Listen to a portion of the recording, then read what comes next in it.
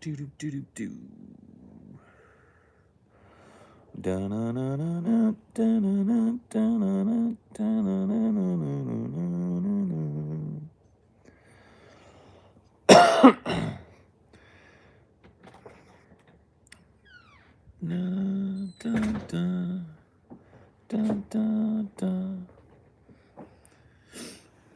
I woke up with a video game song in my head, and I can't figure out what video game it's from. It's from an old video game.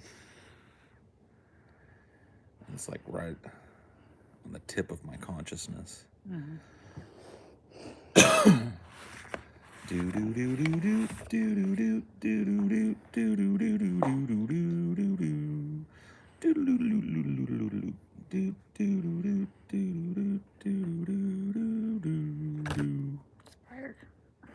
Spider, please. Go fly.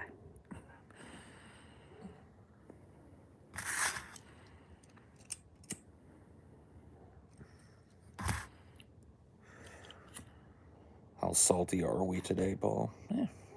Medium salt, as usual. It's not Marble Madness. That game pissed me off too much to really play.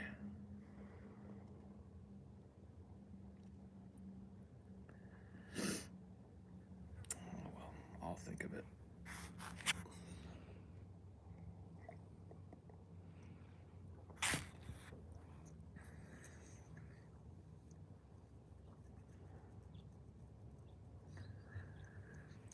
I've got it. It's Sonic the Hedgehog. The first Sonic the Hedgehog, the underwater level. Or the temple that you go underwater or whatever. That's it.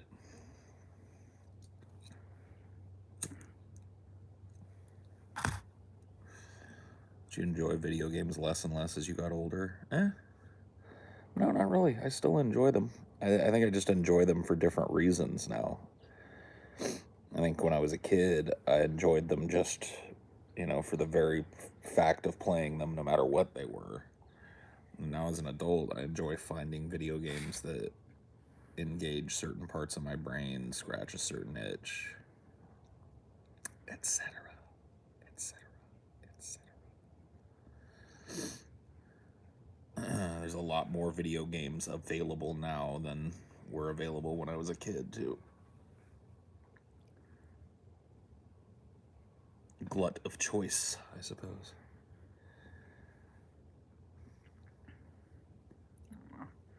I think it peaked like around the early 2010s. What? Games. Video? Yeah. You think they're like on a downward slope? I just think that was a peak. I don't know if they're not cratering in quality or anything, but I think that was a good era. Yeah. I mean, there was a lot of competition. A lot of brand new consoles coming out. A lot of classic franchises born in that time. Or had like a definitive entry into the franchise. Yeah, like Grand Theft Auto. Grand Theft Auto 1 and 2 existed, but they were just kind of paled in comparison to Grand Theft Auto 3, which came out in 2003 or 4 or something like that. Very close to that, at least. Consoles are basically PCs now. I mean, they always kind of were. They were always kind of very limited operating system PCs that exist only to play video games. Well, that's not true.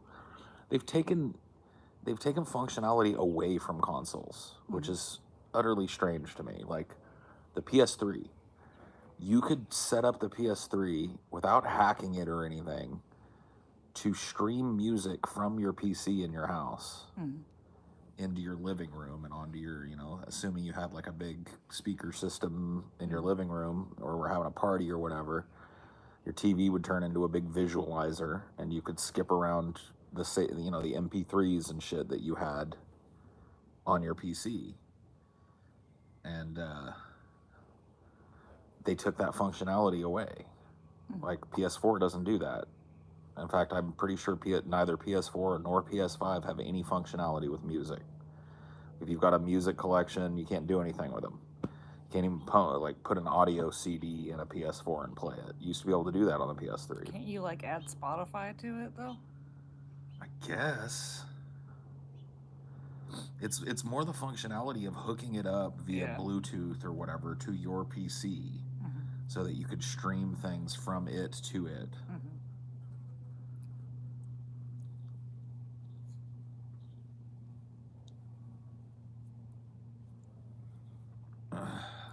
But I don't know. Yeah, I haven't owned a. We own a PS4, but I don't know that we can put Spotify on it. Yeah. And maybe on the PS5. You would think that like Microsoft would corner the market on that. Yeah. Sega does what Nintendo don't. Yeah.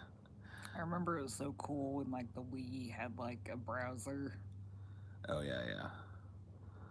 Because I mean they were leaning into the like, hey, these little things are eventually going to be how you buy computers, and then all of a sudden, I really think they just diverged. Like they were starting to come together. Console gaming and PC gaming were starting to come together, and now they've just diverged as two different ways to play games. But most of the games are shared across the platforms. Only a very few like exclusive titles. Most of them only from like Sony. Sony's the real protective one, are only playable on the PlayStation or whatever, and Nintendo. Most like AAA blockbuster games are available on everything.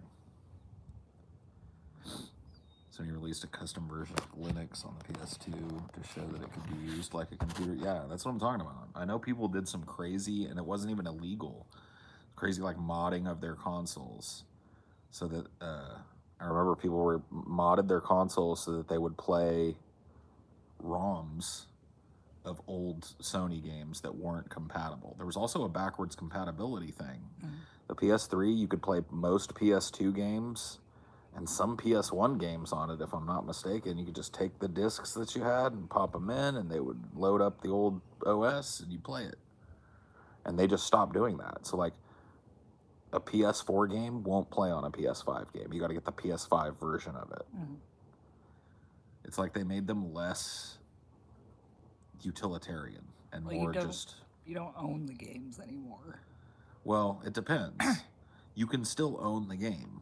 Like if you go buy the CD version, you go to the game store or whatever and get the DVD install thing. At that point, you own the game. They can't take that back from you. You can install that install it or play it on any system you want. But most people are buying them on the cloud now, which means that if you fuck up, they can just take your games. Shut your account down so you can't access your games anymore. And there's nothing you can do about it because you signed away your rights to keep that game in the EULA that you skipped. So that's another thing that, as a person that's got like a really old and pretty valuable Steam account, that's always at the back of my mind. You can't be an asshole in online games. That's why I don't even turn on the fucking social shit. I keep myself on invisible on Steam because I just don't want to interact with people. Because I don't want to be accused. Like me, dude, I was playing with fire when I used to play Dota with Jason, yeah. Because, I would get pretty toxic myself, but he was the most toxic thing you've ever seen.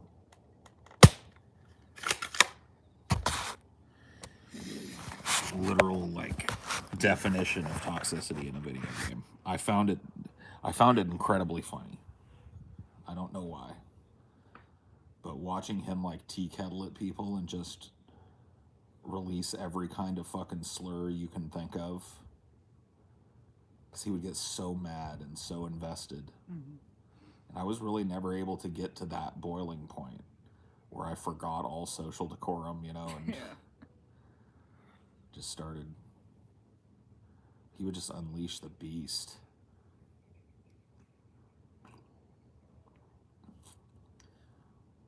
I remember Brett Keane tried to use Jason as a gotcha with me.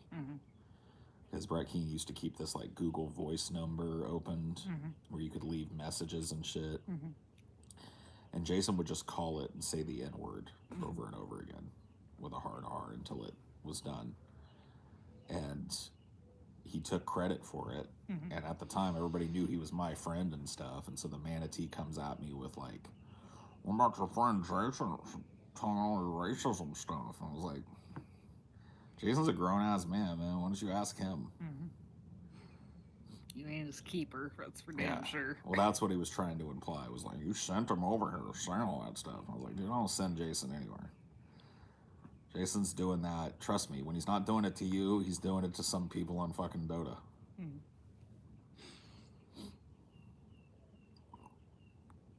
But while it was a Google Voice number, he always tried to keep up the pretense that this phone was ringing into his household. And that these recordings were being captured on an old like tape recorder machine so that when people would call and do that, his whole family heard it or whatever. And we're just like, dude,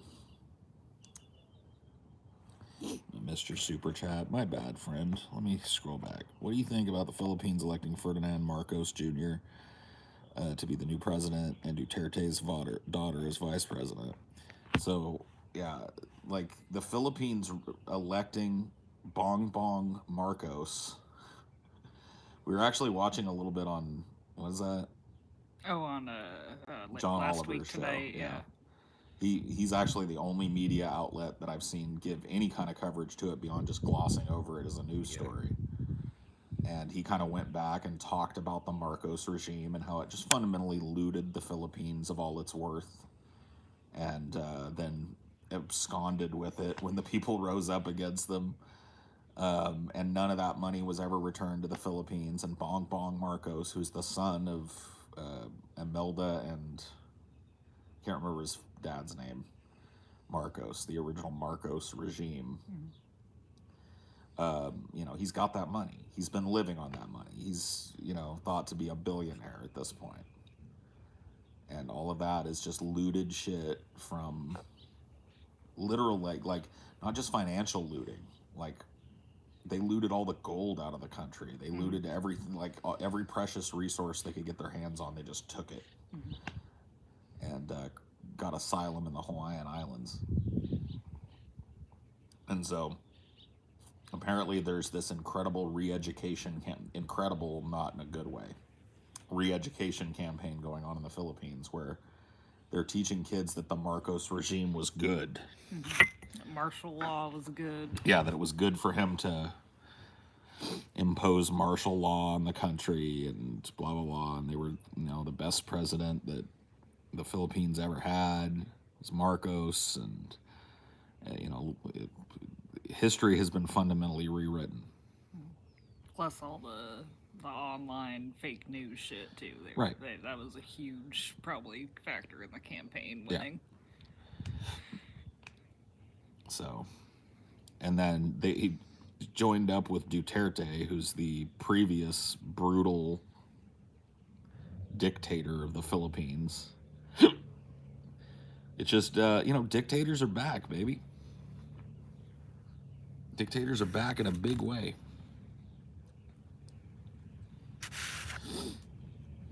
It's a good decade to be a dictator because everybody is in love with dictators, man. They're loving it. Rise of fascism. Yeah. The re-rise of fascism. Took a little break while everybody was being punished with the outcroppings of fascism, but now that it's been under the radar for a little while, let's bring it back in a big way. It's because of this income gap and shit. People have been getting slowly less buying power, and fascism is a populist thing to be like, this is how you'll get your money back. Yep. I had a dude in the subreddit. It was just a post that cropped up. I didn't post anything. It was just one of those things discussing my politics. And this dude was just like, Paul doesn't know what he's talking about when it comes to labor and class consciousness and blah, blah, blah, blah, blah, blah, blah. And his big contention was, you know, he's always railing against billionaires. Billionaires aren't the problem. China turned its billionaires into an asset for the average people and shit. So he's like a Chinese tanky or whatever, who thinks that we ought to lean into the worst instincts of capitalism and just rein it in and somehow stack socialism on top of it or whatever the fuck. I don't know. But it's weird that I have a person like that in my audience.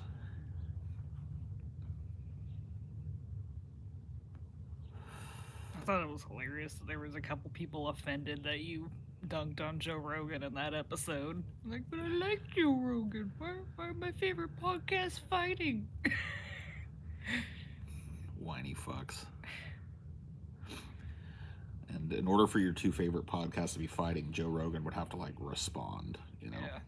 like he has not done that. It's like I could only get through 20 minutes of that episode because I was so offended. Good. Get the hints. Get out of here with your easily offended fucking tribal self.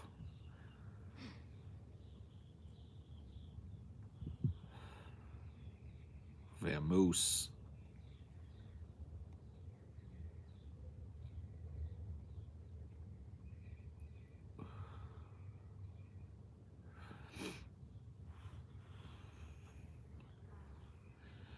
Yeah, being offended is part of life, as you will learn. And dealing with that offense is as easy as you want it to be. There's this great ability that humans have psychologically to basically make a personal version of reality. It's that powerful. You can choose, like, you can't choose what you perceive with your senses. To a limited extent, I guess you can. But you can choose entirely how you connect those dots, how you contextualize all of that. And you can make the world whatever you really want it to be within those confines. Thus comes religion and spirituality in general.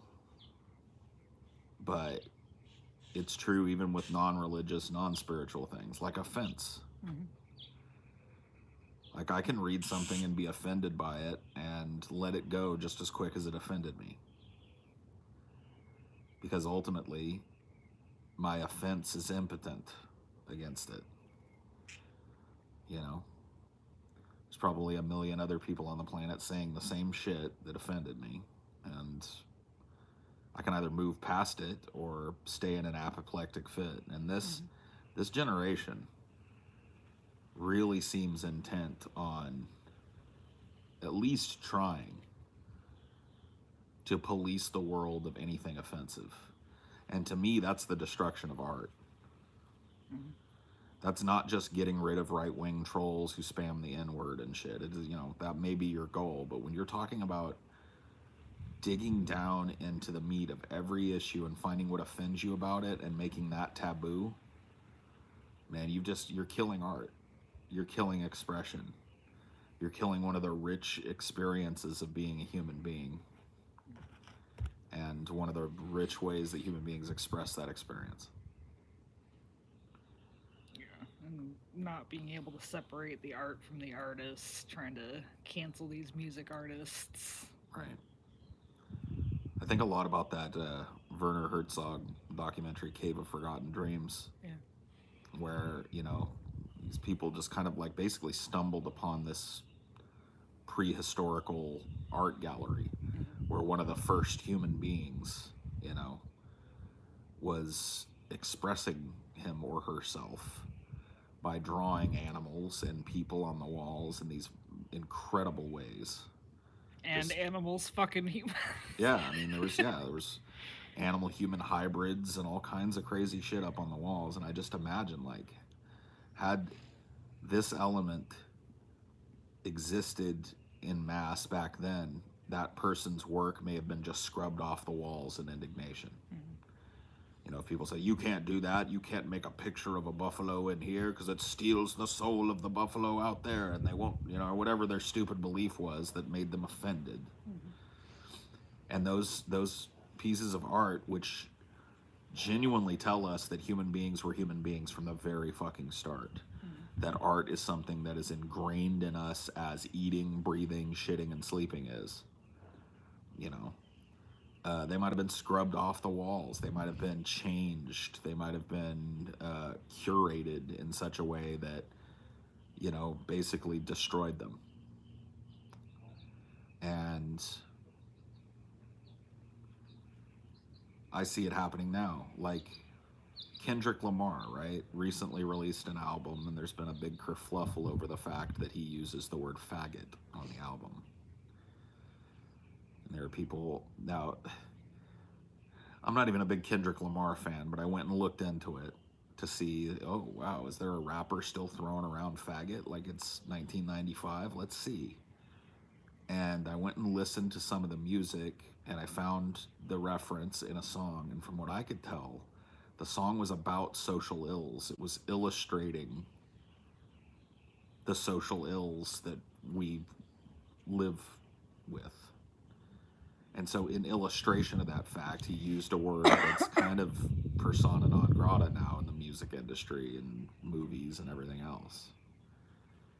And people flipped shit about it because they don't know the difference. They don't know how to tell the difference between a piece of art invoking something intentionally offensive in order to prove a point or in order to make you think, and somebody just kind of like being a troll and saying because they know it's going to make you mad. And there are people out there who honestly think that Kendrick Lamar is the latter. That he's a dude that, oh man, I just wanted to say it because whatever, And that's not. It has an integral part in his song. It's an important lyric. I'm gonna need more salt here in a minute. Yeah. I need to read it. Old trigger is getting low.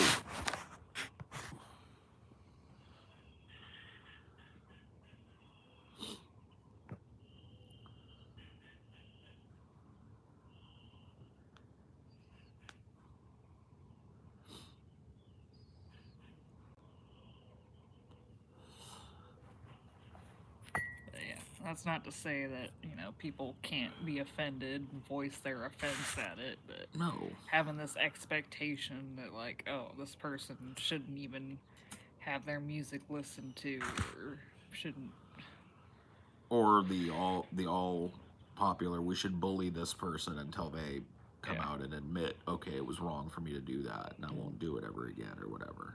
They gotta come and supplicate themselves. And I just gotta say, man, woe betide the civilization that takes its artists by the arm and cranks it, because it's artists that put flavor and color and context and deep thought into this world. They're just as responsible as any philosophical professor or politician at guiding cultural norms and exposing people to ideas that they've never been exposed to before. It's an important role, man. And any nation that boxes up and corporatizes all their art, i.e., America, you're in a lot of trouble, man. Dude, we got fucked out of a concert because of that cancel culture. Yeah. Yeah, we had tickets to go see De-Antwoord. And I don't even remember over what, but De-Antwoord got canceled for saying some shit or doing some shit. Yeah, they used the F word against someone that was gay. Right. But there's the other side of the story of that dude harassed them first. I mean, it doesn't even matter. It's just like them using that word in private has nothing to do with my enjoyment of their music in public. There should be no litmus test when it comes to language and shit for booking a fucking band.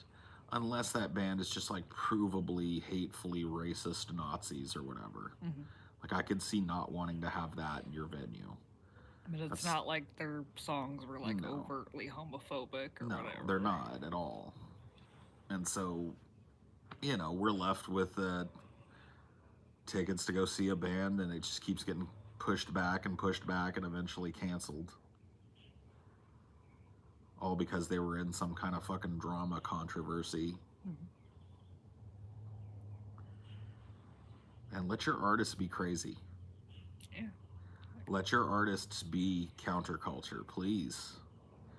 And see, this is coming from a Gen X cusper, Gen X millennial cusper, who, I grew up with like the powerful fuck you of gangster rap and the powerful fuck you of, grunge music, that infusion of the punk vibe into a more pop setting. That was my shit. It was counterculture. It was imagery and music that challenged the paradigm of the previous generation. It was anti-boomer. It was critical of every facet of American government. It was critical of the corporatization of every corner of the world. And there were just tons and tons of bands who tapped into that, either really overtly, like Rage Against the Machine, or really covertly, like Nirvana. And they wove that shit into their lyrics. And I fear a lot of the music now is about going along to get along. Sappy, like, oh, I went through a breakup type of music, which is fine. Like, I'm not saying artists, look, I want artists to express that shit just as much as the counterculture shit, but it just seems like we've entered a kind of mode where everybody kind of thinks the prevailing wisdom reigns. Nobody really wants to stir the pot, and if you're a pot stirrer, you get called every fucking name in the book, man. Not just artistically, just philosophically speaking, politically speaking. If you speak your mind, then you're a countercultural political entity. And your kind of overarching premise is we need to stop doing what we're doing and do something else. You're going to get it, man. Everyone says they're the counterculture. Well, the definition has changed as to be meaningless then. Kind of sad, but kind of true.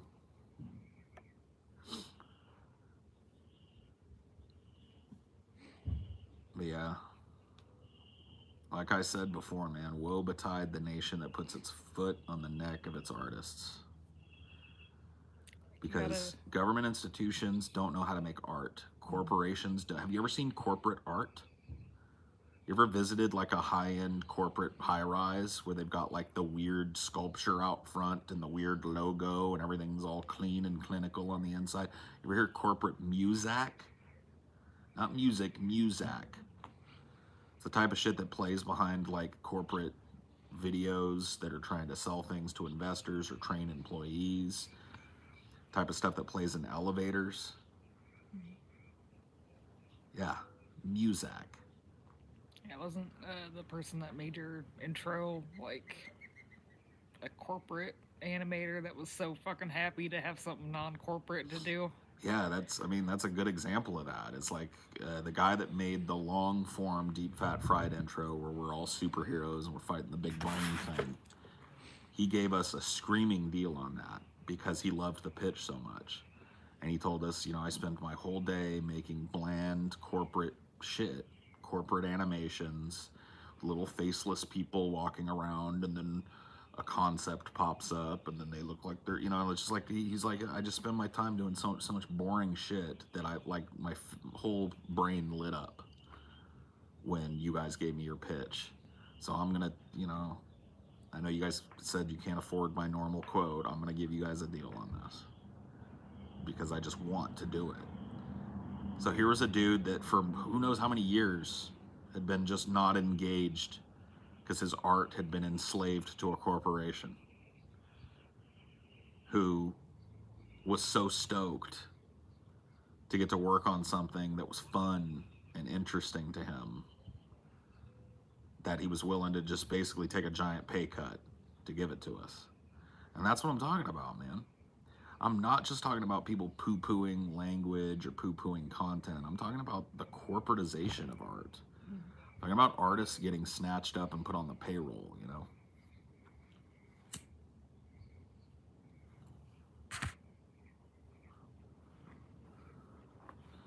Because that shit's happening.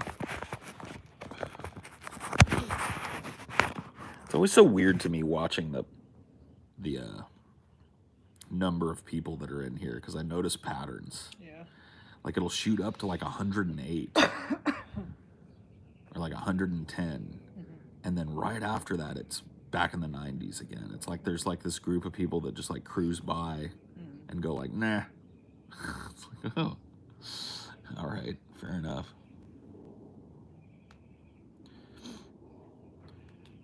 Art doesn't have to be inclusive of every point of view or experience. No, it doesn't.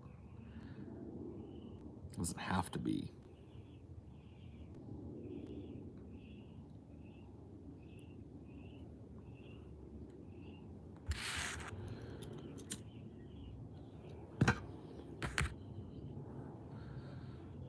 I mean, going back to the Cave of Forgotten Dreams, and those, you know, early Homo sapiens art forms that are found all throughout that once sealed cave.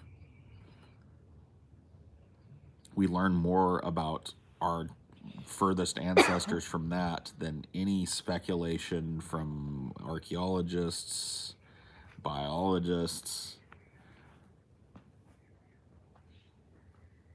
We know that they shared the same soul, if such a thing exists, that we did. That same kind of drive was in them that's in us.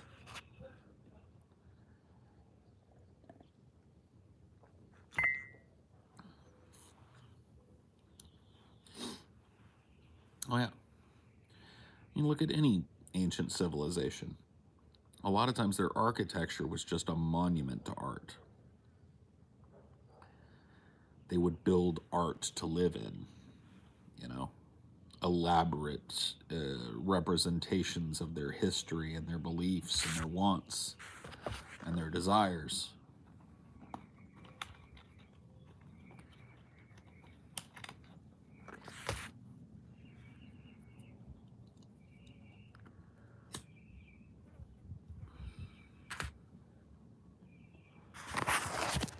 Yeah, cave paintings are made in such a way that, like, the light is meant to imply motion.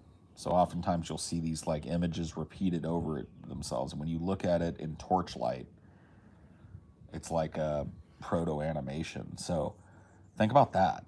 Think about the implications of that, right? So these, especially if you watch this documentary, Cave of Forgotten Dreams, I remember specifically there's a buffalo, and it looks like he's superimposed over a bunch of other buffaloes with minor differences. So it ends up looking, if you look at it in full light, like a big buffalo centipede or something.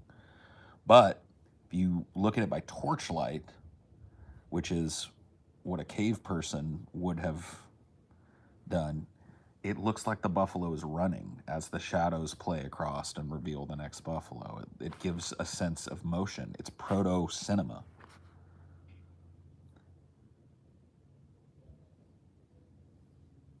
Think about that. How fucking crazy is that? Not only were they drawing, they were making movies.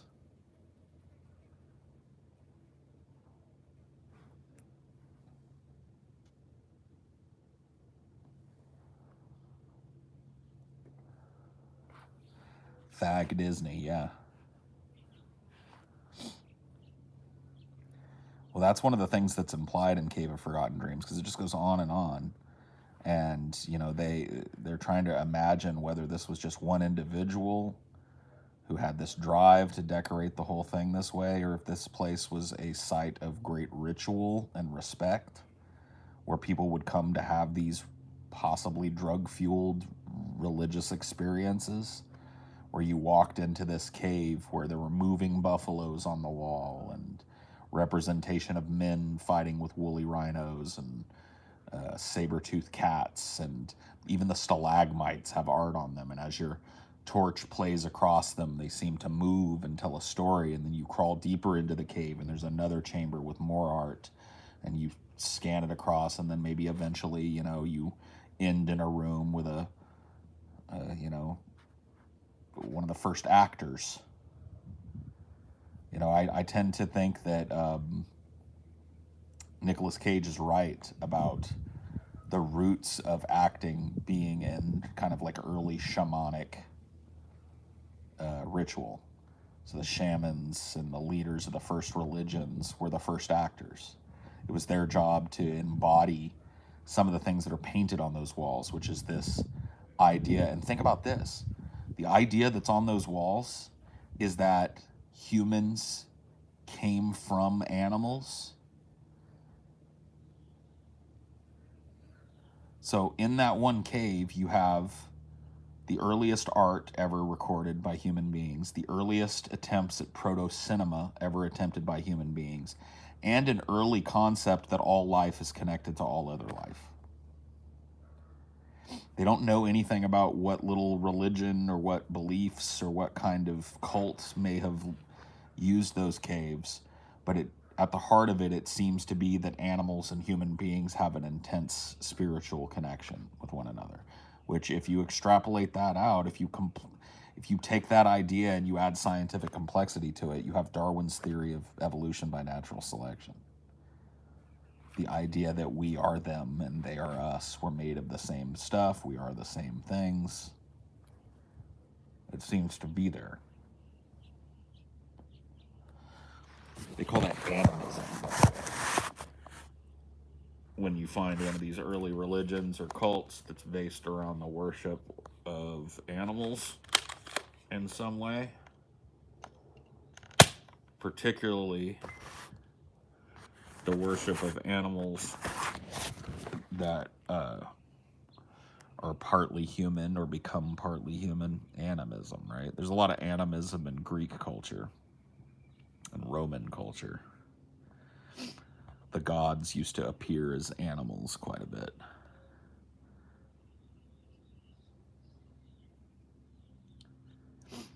Now, the paintings really don't show enough about their culture to show that it was egalitarian hunter-gatherer, although because they left behind these caves and not buildings, although that's being challenged too, man. There are a lot of archaeological sites on the planet that are way older than the Egyptian civilization, way older than the Mayan, Incan, and Olmec and Toltec civilizations of South America, Central America, and Mexico. Way older. And building monolithic structures, building cities before we thought that human beings, like during a time where modern science will tell you that human beings were still living tribally, as hunter-gatherers that never made permanent residence anywhere. We're starting to find, there's one called Göbekli Tepe that you can look up.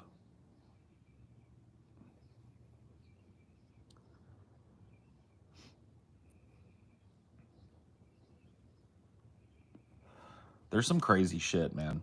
Have you guys ever looked at some of the kind of, I guess you'd call it conspiracy theory stuff about Egypt? I watched a video the other day. It was like a lecture given by a dude who studied a certain type of Egyptian artifact that had these boreholes in them. So Egyptians would take granite, right, this incredibly hard stone, and they would do things with it that implied that they had modern tools. And some of the things that they did with it defied even modern tools abilities to do it. They found, these clay jars that look like that they were hollowed out with something with threads on it, which implies drilling technology. There's slabs of granite that have these perfectly circular, and when we're talking mathematically perfectly circular holes drilled through it. You know what I mean? All the way through this big thick piece of granite. Like, how would you do that? What by what machine, like what by what normal method? And there's, there's no answer to it.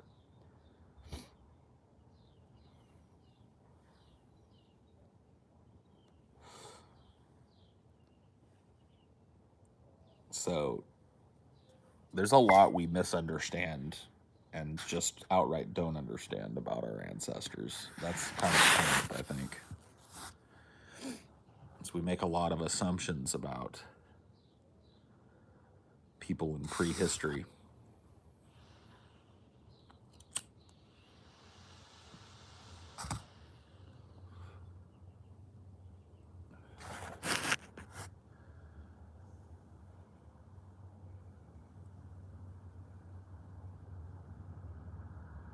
I mean, I don't know about Atlantis.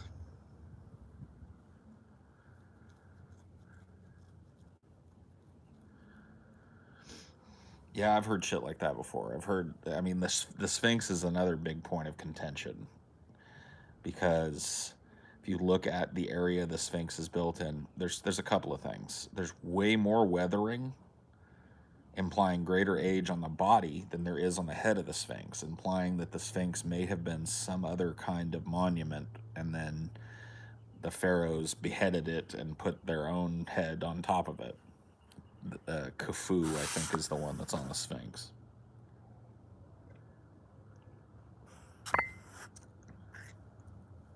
And then the kind of little depression that the Sphinx is built in shows signs of water erosion in an area that gets hardly any annual rainfall.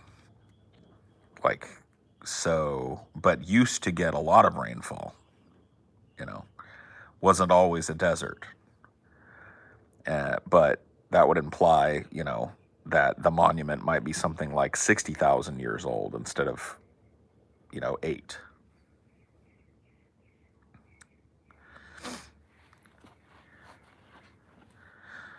There's just all kinds of things that we just don't understand. There's these huge crystals that they've found at various sites out in the desert, and nobody knows what they were for. Like, there's nothing in the religious writings that we can find that even mentions them. But they were set up in these giant areas with these giant crystal monoliths out in the desert. So it's like, huh?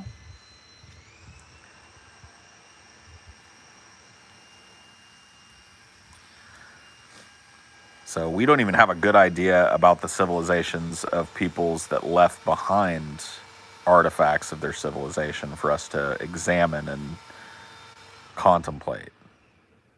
Like, we don't have the vaguest clue about them yet, much less the people that preceded them. Hamburger face? Does my face look like a hamburger?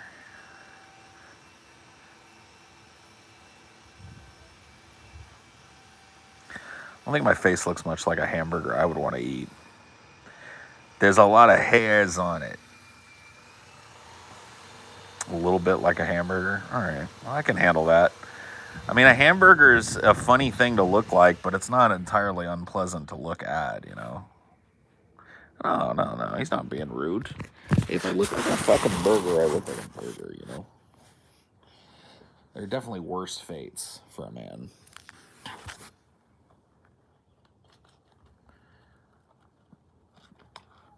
Than to look like a hamburger.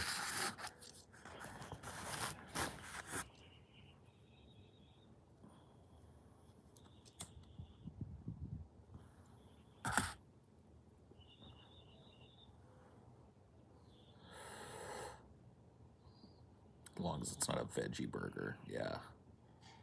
Veggie burgers should be outlawed. I agree.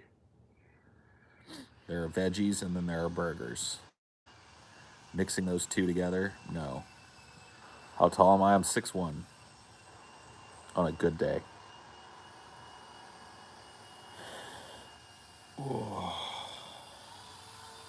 Hyped for the grease trap today. Yeah.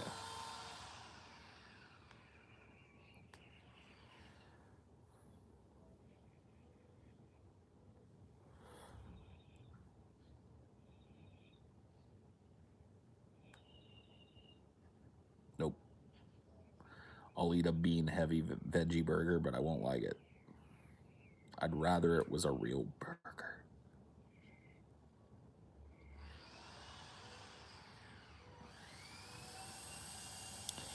A real burger.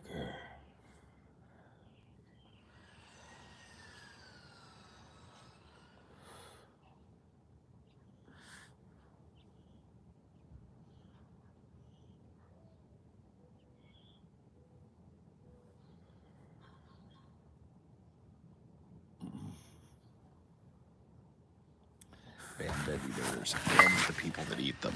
True. True. I've tried some vegan food, yeah. Some of it's pretty good. Be better with some meat, though.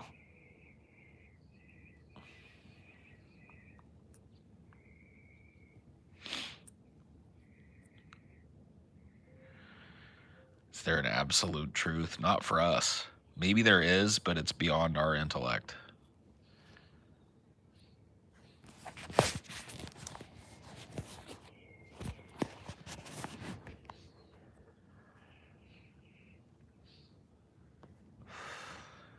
Well, good. I'm glad you have something to listen to through work. More and more Starbucks stores are starting to join this little Starbucks workers union. That's nice. Is there any sort of objective morality? No. History itself proves that.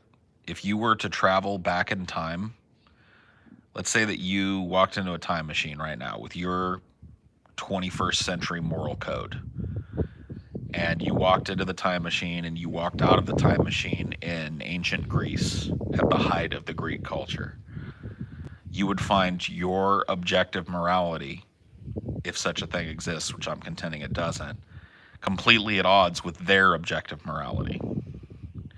That alone should tell you that morality is subjective.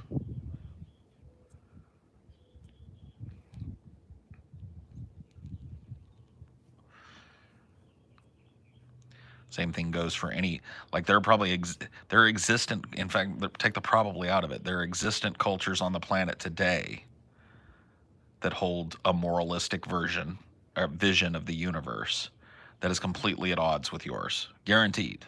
You don't even have to go through a time machine. So the malleability of morality from place to place, population to population proves it. Hope you chilled. Sorry for pissing you off. I don't even remember you pissing me off, bro. There are people that think that when they like drop a deuce in my chat and I get mad and ban them, that I remember them. Like, you know, dude, you remember that moment. That was like a big highlight of your week or whatever. For me, it was just fucking like a random Tuesday.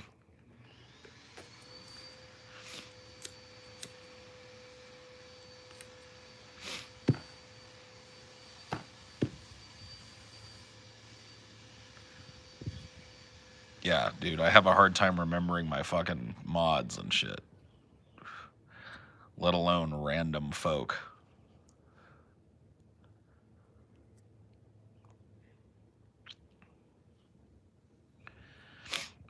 Yeah, if objective morality existed, you could go to people and get a picture perfect example of it from every individual.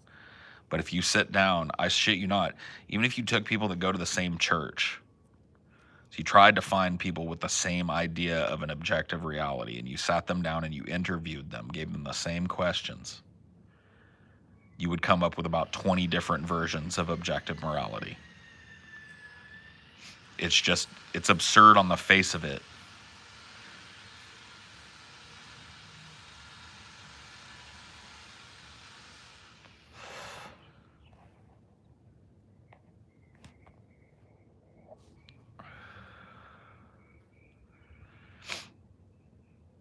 objective morality requires the belief in God. I mean, I don't necessarily think that's true. It definitely implies a belief in God. But I think you could make some kind of argument that objective morality evolved in us as a species, and there are people that would make those arguments.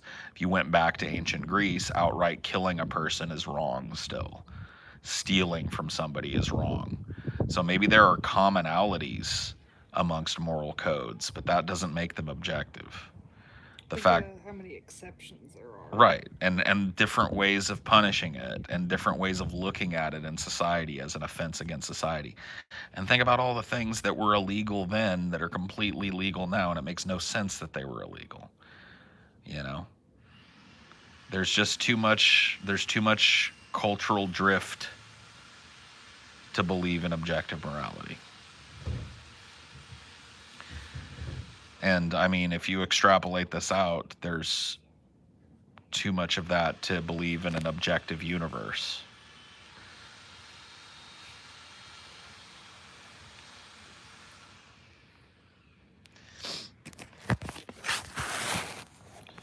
Like, I genuinely believe that we are subject to a subjective universe. And I think that that's defensible.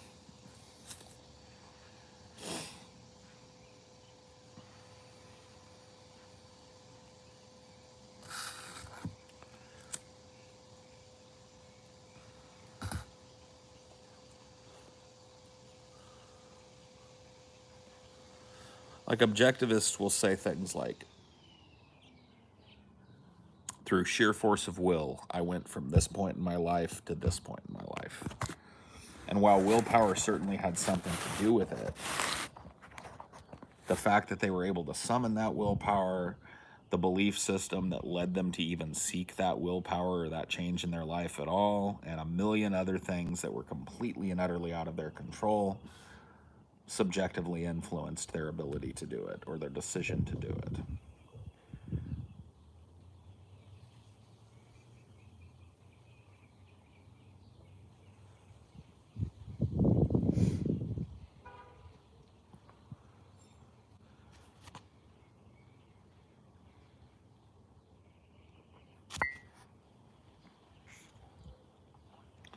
It's the butterfly effect, logically speaking. No other piece of matter, living or otherwise, is free from the subjective influences on it.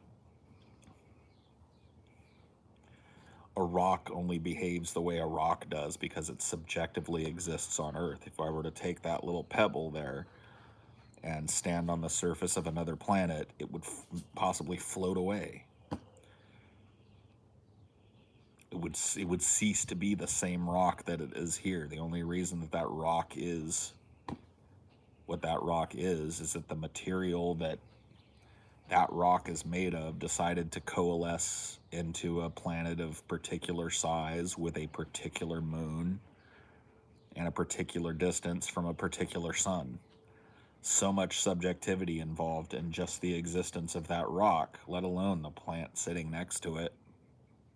Yeah, it was subjected to something to shuffle it away from all the other rocks. Yeah. Some animal kicked it or whatever. Right. It had no control over that, and it is a different thing than its neighbors because of that. It's a pebble that exists in our yard, which is numerous in the yard next to ours, and it only exists in our yard because of subjective influence. It only exists as it is materially because it happened to be here that it coalesced. There are probably fucking uncountable gigatrillions of rocks just like it. There's probably a rock exactly like it, multiple places of the universe. But each one of those rocks is subjectively different. Where you'll find it, how you'll find it. Maybe you'll have to dig down deep to find it. Maybe one of them is rolling along a low gravity planet that constantly blows around its debris. You know? It's impossible to live and to believe and live in an objective universe when you realize all of that, the truth of all of that.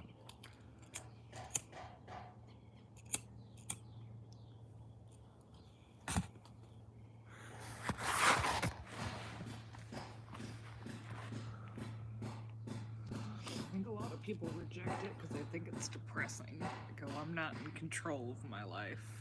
Right. It's like you are to the capacity that the universe has allowed you to be capable. Yeah. Within your subjective limits, you have limited control over the path of your life. But even that control is subjective because, once again, your ability to summon the will for that and your just base desire for that different tract is all based on things that you have no control over. What culture were you born into?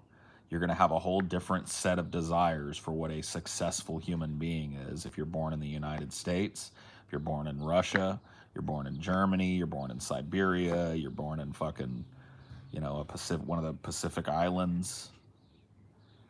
You're going to have an utterly different idea of what it means to be a member of your community based on the subjective differences between those civilizations.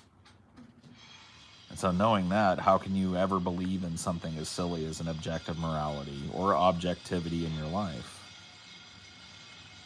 It just can't be defended.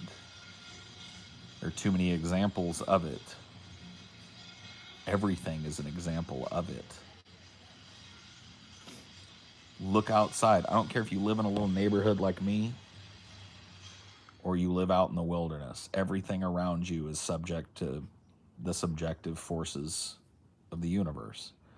You might see a field filled with trees. How many trees? Subjectively, however many trees were able to fruit based on subjective weather conditions and subjective predation by animals that eat the seeds of the trees. Subjectively, how far was that tree able to spread? Or, if you live in a little yard like mine, you've got all of these trees and bushes that otherwise wouldn't be here were it not for the subjective influence of the human beings that decided to plant them. And then the subjective influence of invasive species that weren't planted and how they interact with different bushes. I mean, you can see that going on right here. You've got this like little creeper vine or whatever that somebody clearly planted over here, but it is filled, if you can see, with blades of grass. And we're not planted there. They ended up together subjectively. Same thing goes for this little patch of flowers. Somebody probably planted a baby's breath plant over there to fill this out.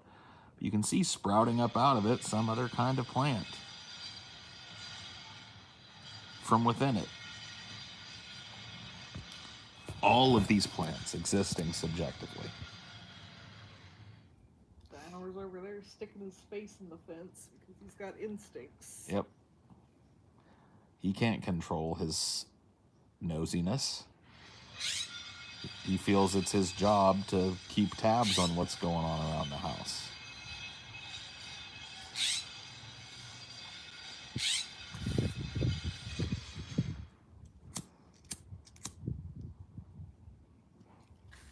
Yeah, we caught you. We caught you being metiche. So metiche.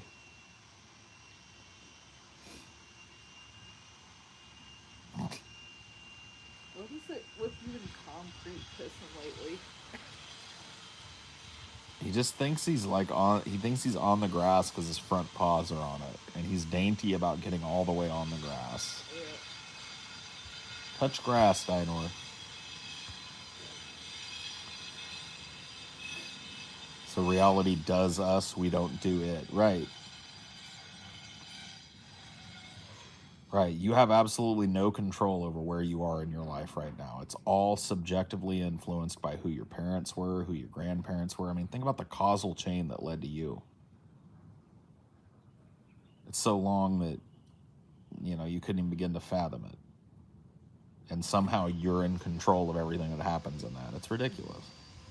Think how many people don't exist because they fucking died on the ships to... Right. How many generations of people that don't exist because their ancestors died out before they got a chance to breed? Paul, are you a fan of solar punk, e.g. integrating plant life into architecture? Yeah, I've heard that called bright green. Like the movement towards that, the bright green movement, this idea that, Human technology can be changed and developed so that it integrates with nature and fosters the natural ecosystem it exists on rather than destroying it. I think it's a fantastic idea. There's a guy named Jacques Fresco that you can look into that has a lot of these types of futurist ideas. And while I agree it's possible, I just don't think it's probable. I go with Derek Jensen on that. I don't think that it is likely at all that our civilization will voluntarily enter into a sustainable way of living. We'll either be pushed there or we'll be eliminated by our inability to do it. If we could rely on humanity to put aside its stupid preconceived differences, knock down its borders, join together as brothers and sisters, and start pursuing, the infinite, we could do things like that. Absolutely. We could bulldoze every one of these little crappy fucking houses out here and return this area back to what it was. We could build cities up, not outward, and all of us could live together in these big eco skyscrapers that are just draped with plant life and have tons of courtyards that are outside, spiraling all the way up, supporting fruit trees and plant life. Solar panels. Solar driven or some other form of energy that we haven't discovered that just has no emissions. We could all live in this perfect eco-friendly kind of far future techno civilization where, domes could be placed over certain areas and stuff to maintain a certain level of protection for the environment and all this shit. We could. The problem is that doesn't sell to people generationally because it wouldn't be something that we could accomplish over the course of 1, 2, or even 3 or 4 or 5 generations. It'd be like 20 generations of humanity working solely towards that to get it. And the people along the way have to give up their way of life in order to get there. We can't even feed the planet. Right. We can get together to do the most basic shit. Yep. And so it's highly improbable that we'll even be able to convince most people that live on this planet of the truth that our planet is dying. It's about, within a few hundred years to be incapable of supporting us in large swaths of it. And it's going to get worse and worse.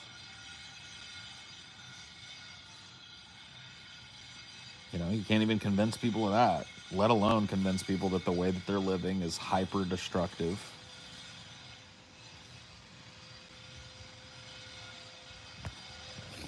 And is denying their future grandchildren or great-great-great-grandchildren a fucking planet that's livable, food that's edible, stability.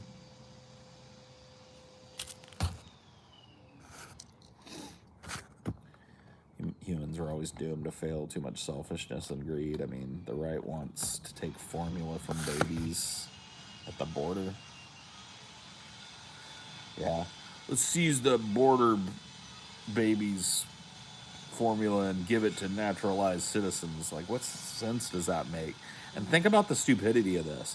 The United States was able to come out of the fucking Great Depression and within 23 years had ramped up the biggest war machine that the world had ever seen in order to invade Europe and fight the Nazis. I mean, we're capable of fucking turning on a dime. We've so much manpower and construction power at our fingertips, and everybody's walking around shrugging about this baby formula shit. Number one, an international mission to fucking secure baby formula from another fucking country right now.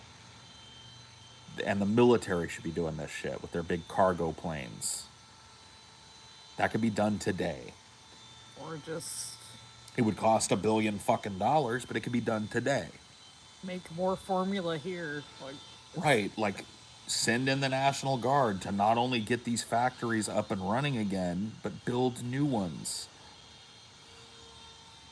It can't be that hard to make baby formula. I mean, it probably is, but who cares? Let's get it done.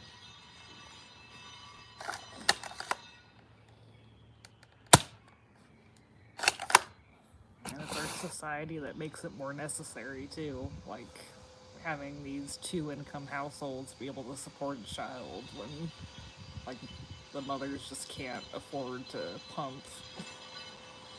They don't have time. Yeah. I mean, there's multiple reasons why women have to use formula and shit.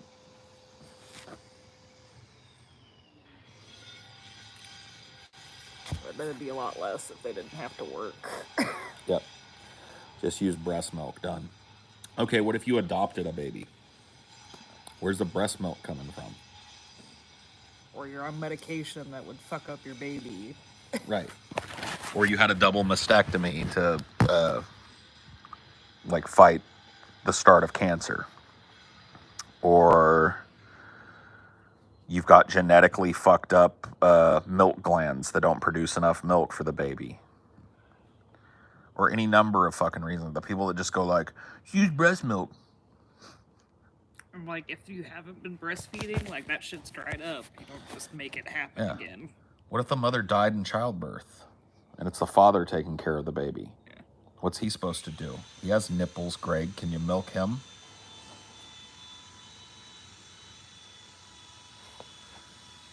Then you are SOL. No, you're not SOL. Your little baby's SOL. The next generation is SOL. So stupid.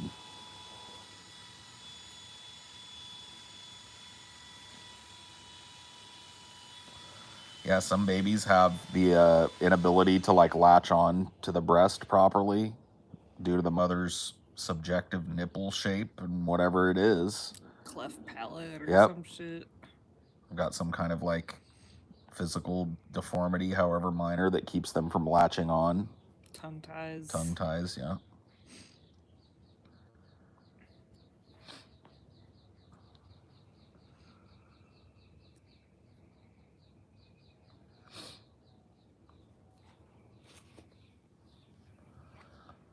And you know, some women just don't want to do it.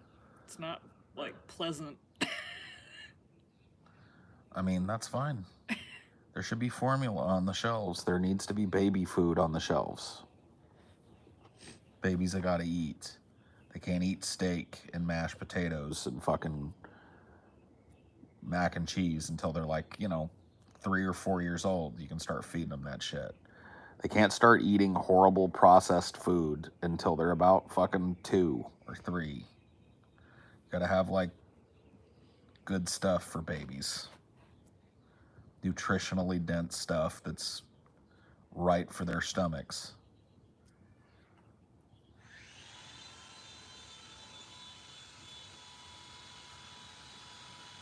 How long until baby food scalpers? I would be surprised if there aren't already baby food scalpers.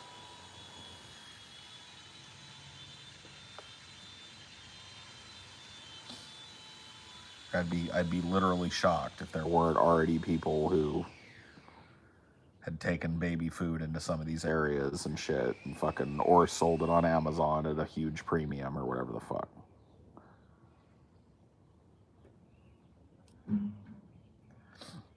Why even have a baby these days? You got me. You asking the wrong chap.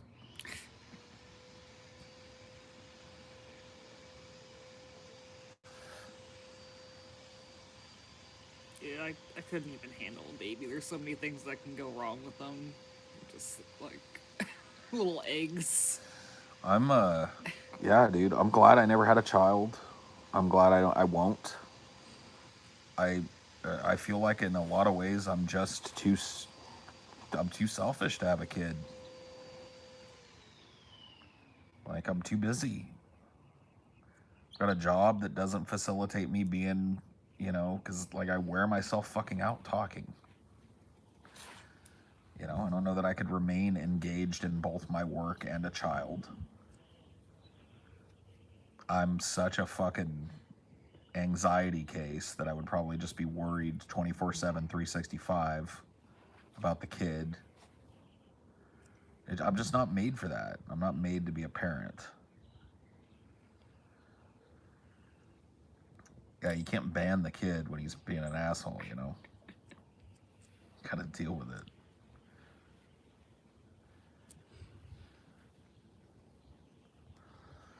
Why would anybody want to raise a motherfucker in this future dystopia? Well, the truth of the matter is, a lot of times babies are had for entirely selfish reasons.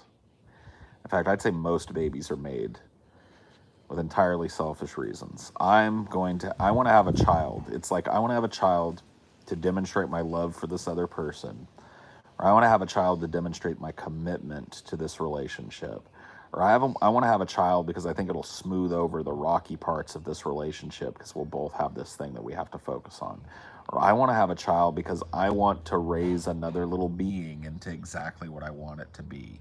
I want to have influence over a little person as they grow up, and I want to make them into a big successful thing.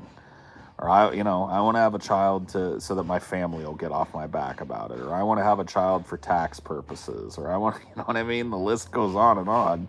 There's also just instinct. Like, we're still animals. Yeah, that's true. Sometimes you don't want to have a child, and a child happens anyway, you know.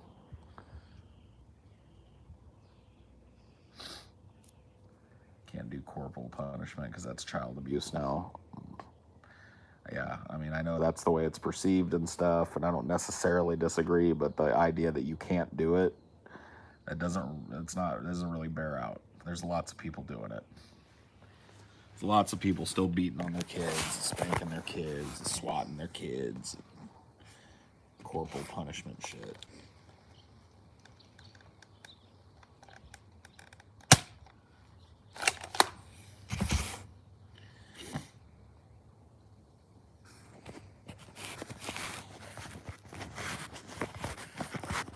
Honestly, scared to have kids. You should be. Dude, you can fucking die at, like, all kinds of stages of pregnancy and shit. It's dangerous for the mother, and there's just a ton of responsibility and bullshit that comes along with it. And yeah, I mean, you got every fucking reason to be scared of being a parent.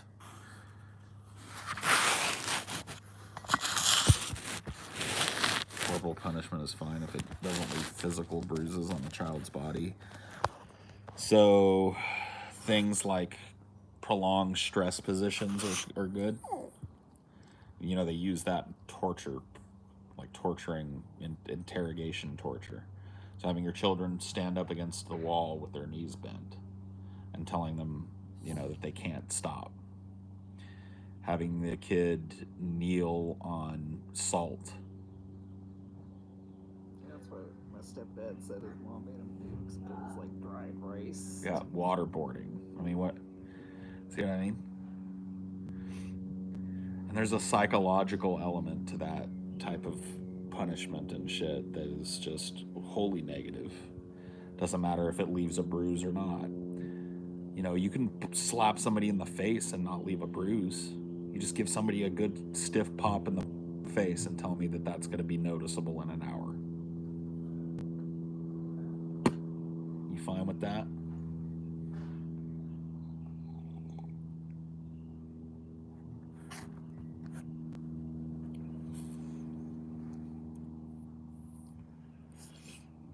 Pepper spray. There are people that get like that stupid, like super hot sauce.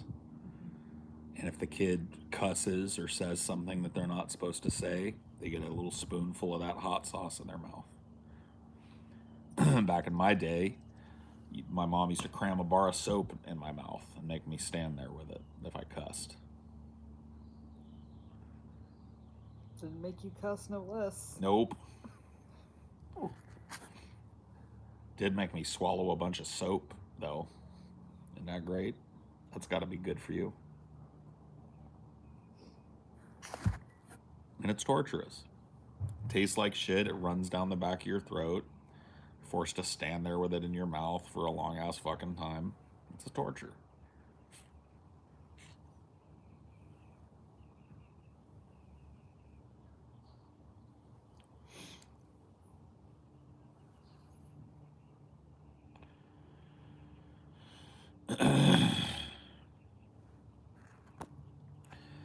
heard someone say, if your kid is too young to understand, then why are you hitting them? If the kid is old enough to understand you, then why are you hitting them? Yeah. I mean, it's a good point. I don't know. I think my position on this is like compromised by my childhood in a lot of ways. You know, because there's part of me that thinks like, dude, taking a kid and swatting them on the butt, that's more of an attention grabber than anything, you know what I mean? But a lot of people would look at that and say, oh, that's violence. That's direct violence against that kid. And so I have a kind of a different view on it because I actually got beat with shit, you know what I mean? And so I see a line between that and swatting a kid on the butt. I used to get beat with a belt and a switch. So I've taken my fair share of ass beatings that left some marks and stuff. But a lot of times that's what happens too. There's a reason why people spank their kids on the ass, because you don't see a person's ass as they're walking around. Your ass is covered.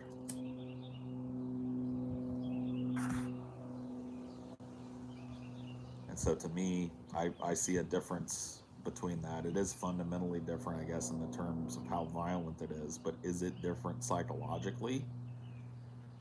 You're snatching a kid up and hitting them, right? One of them is more brutal than the other. One of them probably leaves a more lasting physical impact than the other. But psychologically, is there a lot of difference?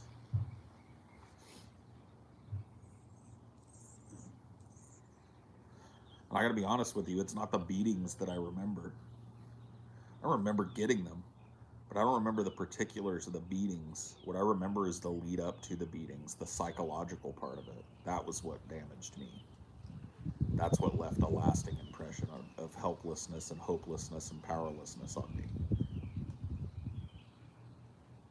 That's what I remember most about being beat.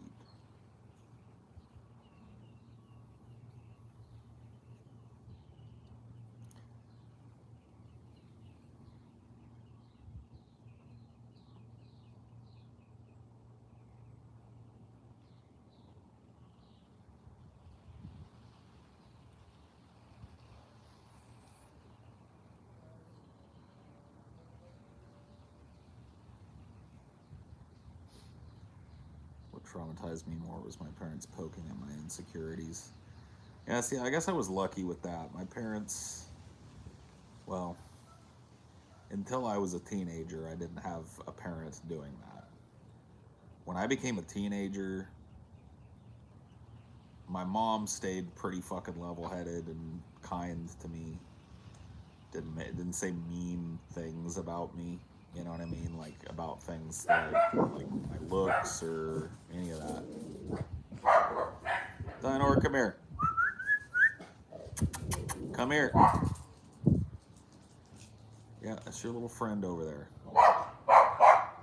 The two of you look like you could be twinsies. D, come here. Come here, you're gonna go inside. Chill out, little man. Stand down, soldier. Stand down. Just another dog. You gotta be better behaved than them. Yeah. Another dino next door, yeah. It's like another little Shih Tzu mix. It's a different mix than him, I think. Probably doesn't have as much hound, but it's definitely a dino dog.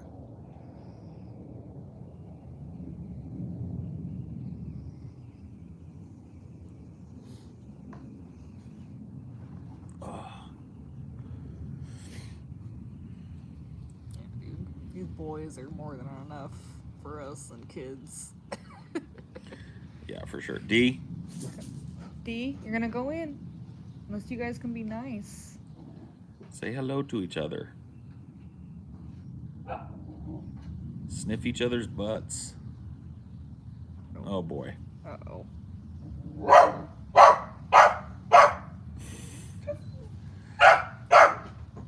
D? Go on. Come here. He's not gonna chill. Come here. Come on. Get over here. Just chill out. is he gonna bust in?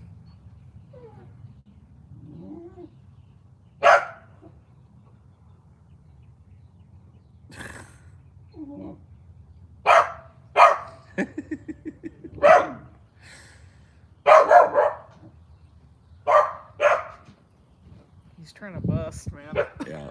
I don't know if he can quite fit through there.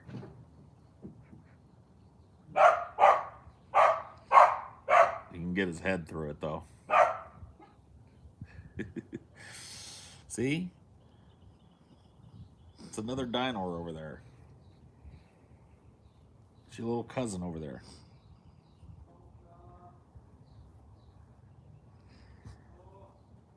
It's your little cousin. Yeah, dude. Our landlord was so full of shit. It's like, take some pictures of the fence and we'll fix it.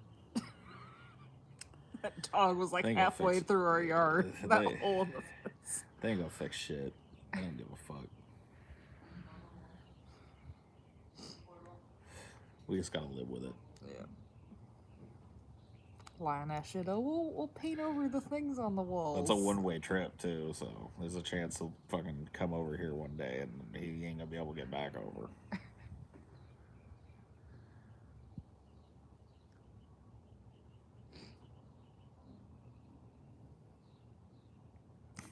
We'll have to be the neighbors, like, got your dog. It's okay. I'm fine with it. If it means meeting another dog, I'm cool with it. I'm always down to meet a doggy. Always down to make a canine friend.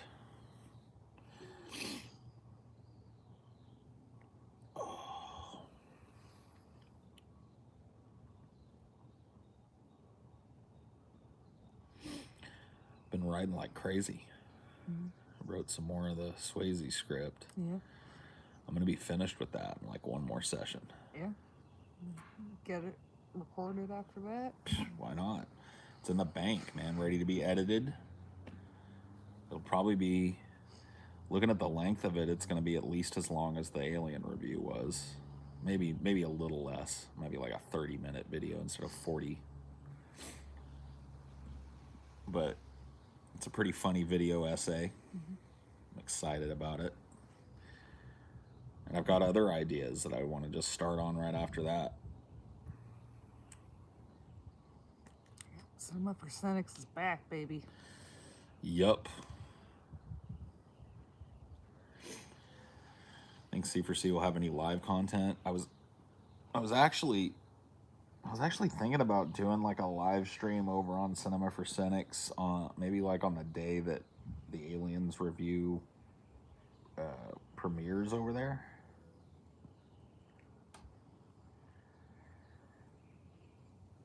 Just to kind of like say hi to everybody on the channel and explain to them what they're going to see and let them know that, like, hey, if you were a patron, you could have saw this 2 weeks ago. Patrons will have some exclusives. Yeah. I don't think it'll be a constant thing, but like we might do some like pitch wars stuff, some live pitch wars or something if me and TJ get together, or some like Fighting Boys crossover stuff where we all get together and we stream live to both the channels or whatever. I could see that happening. But mostly what's going to be up on the public channel is going to be what made the channel popular in the first place. If you look at that channel and look at how many views videos have, long form video essays are what people wanted from that channel. The short form stuff, some of it got a lot of good feedback, but none of them ever even approached the heights that my bigger reviews did. So bigger, longer videos and like list type videos, like here's 10 movies that I really liked but I'll never watch again. That one got tons of views, you know? And it was a pretty easy essay to write, and not a super long video either, so I would imagine that I'll play with doing some stuff like that. I'm not a big fan of list content, but I can see myself playing around a little bit with that. You ever try the nutmeg high? Where did that come from? The nutmeg high, dude. I've heard of it. Yeah. I think you covered it in that psychedelics episode. Yeah, we did. You can just eat copious amounts of nutmeg and apparently trip. It just doesn't sound good to me. C4C got me to watch Dante's Peak back in the day. Oh, good. Yeah. You know, I want to do the shorter single movie reviews are going to be patron content, at least to start. Once I've built up a good year's worth of those, I'll probably start releasing them. Like, here's a short review that went live for patrons on this date. You get one of these every month. If you like it, subscribe and consider becoming a patron, you know, and then I'll start in drips and drabs, maybe once a month, releasing one of those old patron reviews. I really think it's liberating that I don't have to worry about shooting myself now. Nobody really mentioned in any of the feedback that I've gotten from the patrons on the Alien review that they wanted to see more of my face as I performed it. That really like liberates me to just make a visual video and record the audio, and I feel way more comfortable recording the audio without the cameras on me. I think there'll be way less like retakes of it. So that's really good. You can fudge a lot more too when you're not on video. One of the things that Close Off did that I kind of want to like try and work on is he did really good at like removing breath noises and pauses out of the audio track and keeping it flowing at a very nice pace. Not like it's almost jump cutty almost, but it's just like, because I did a lot of that review. There were some chunks where I went back and redid it, but a lot of that review I just did straight out. But by the end of it, it came out very structured. I liked the way that it was no nonsense and there was no like yucky inhale noises or anything in it. It just sounded very clean. And so that's really what I want to aim for with all of these. And I'm pretty sure that there's a way to do some of that in an almost automated way within Audition, Adobe Audition. I think you can like get a sample of what a breath waveform looks like, and then it'll go and find all those and nuke them. I'd have to talk to Close Off and ask him if he did like a manual edit of the entire audio track, or if he used something like that. Dinor, come here. Look, you guys are being nice to each other now. Okay, not anymore. Come here. Hey! Dinor, come here. Dinor. You're going inside. Yep. Working each other up too much.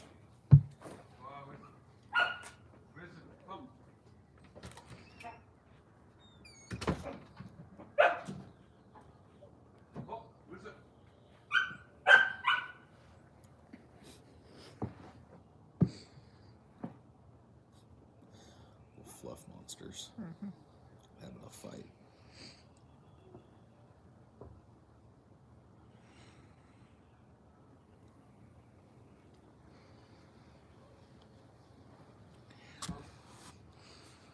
Fighting fluff balls. Real-time chat movie streaming channel you can create for free. Oh.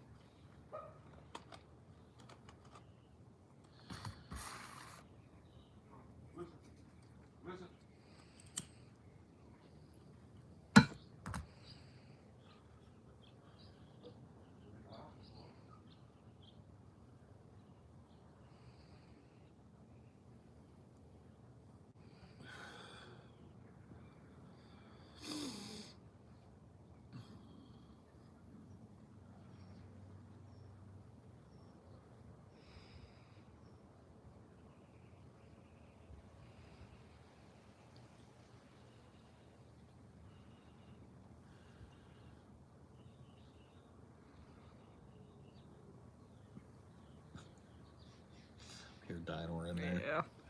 Wimping away.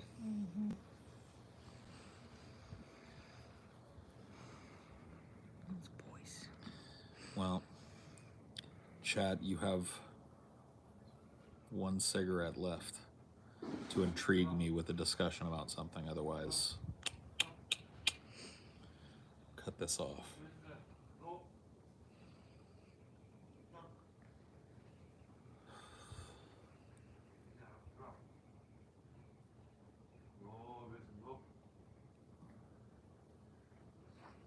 My dad is pro-life on the basis that a fetus is a person. How do I respond to him? I mean, I don't think there's any way to deny that a fetus is a person. All of us were fetuses at some point. I would say that you should underscore the importance of the mother's choice, that the mother is also a person with autonomy, and that oftentimes mothers are forced into pregnancies in very violent or destructive ways. And that, at the very least, is why you should protect it. Nobody should be forced to carry, a rape baby around. And if you could use that as an inroad, you could get him to understand the idea of why being able to choose that is so important. Mm-hmm. You could underscore how poorly children who are unwanted are treated in this country. Underscore the evils of the foster care system and state orphanages and stuff like that. And, that's the best I can give you, I guess. I mean, I guess if he's more conservative, he might be like, like if it's okay to kill a person if they're threatening you, then why isn't it okay to kill a person? A lot of babies, like, they'll threaten the mother's life. Like, right.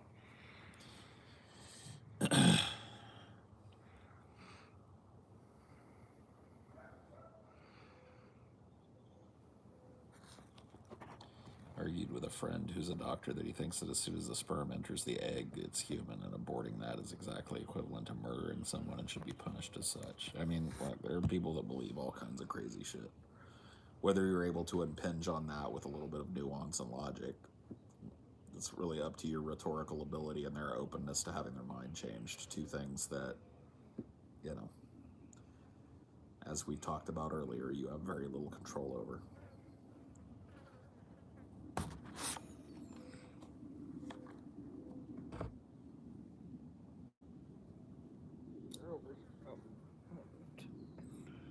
I'm on the hunt now.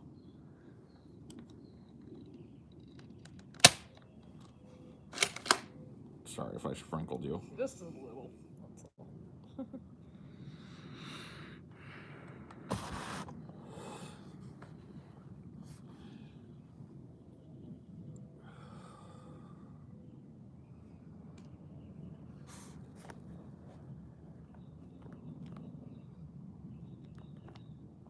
What stunned me is that he's a medical doctor. What do you think? Going to school for like 16 years makes you smart or reasonable? Not in our education system.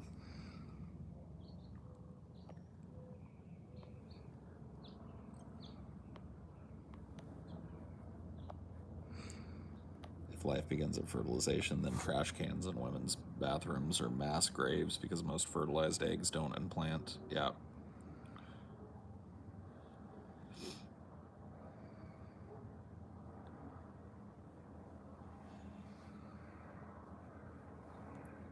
Consequence of making abortion completely illegal is like people having miscarriages being charged with murder.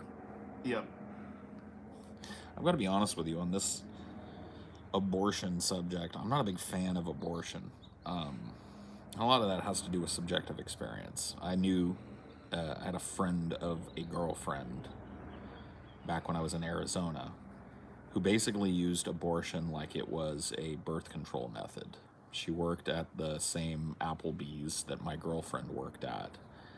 And she was constantly going through these traumas where she would go in, get an abortion, and then be traumatized by it and need everybody to treat her with deference for weeks and weeks because she was so sad about losing. And I saw it happen 3 times.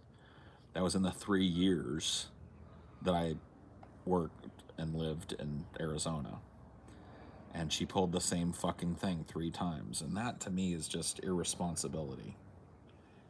You know what I mean? It's engaging an expensive medical process for no fucking reason, other than what I perceived as like some kind of need for attention and shit.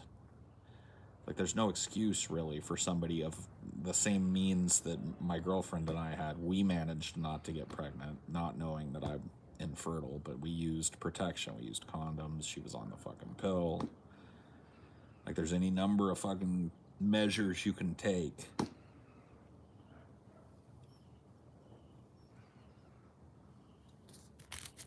It's better than someone that irresponsible having a kid. Yeah, but it was also a huge drain on public resources and a huge drain on everybody that fucking knew her. You know what I mean? And so, like, I really don't think that abortion as a contraception method is something that we need to aggrandize or even promote. Some people are going to do it, but it's one of the things that bothers me. Now, that being said, I don't think you should deny people the right to get one because of that. It's just something I find distasteful about the whole fucking process.